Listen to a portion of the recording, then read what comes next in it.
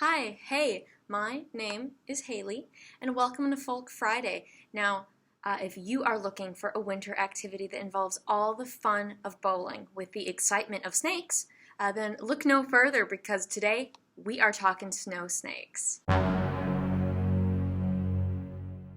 Snow snakes is a traditional winter game played by many different indigenous people all over the Great Lakes region of North America.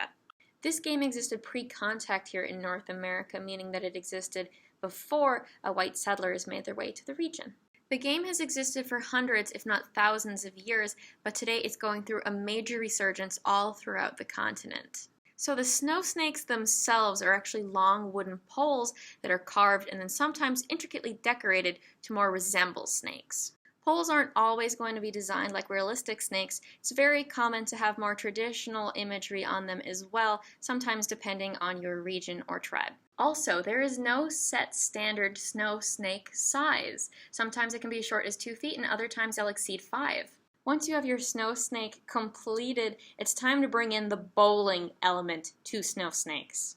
A trough will be carved out in the snow, and it really resembles a bowling lane, but with the bumpers put up on the sides. Now, some say that a frozen lake is the ideal spot to put one of these lanes, but you can play the game basically anywhere that you have enough snow to carve a lane out. If you don't have access to a frozen lake, just make sure that your lane is straight and that the bottom is level. Now, the Ojibwe method for creating one of these lanes, if you're not on a frozen lake, is to push a log a couple hundred feet through a pile of snow. So it'll kind of dig away at that and create a great lane, and then sprinkle some water through that so it can freeze to create a nice icy space to play snow snakes.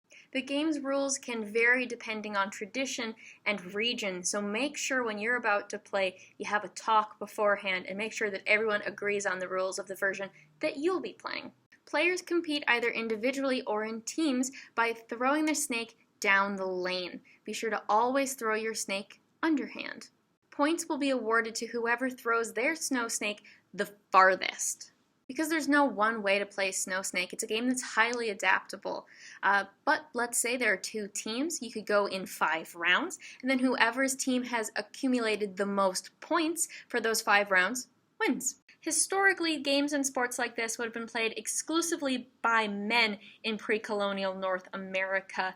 But much like how basketball and football began as sports played exclusively by men, Snow Snake is now a game that can be played by people of any gender. So if you've played a couple rounds of Snow Snake and you're trying to up the ante a little bit, feel free to add some jumps, barriers, maybe some obstacles to avoid along the track as well to keep it interesting.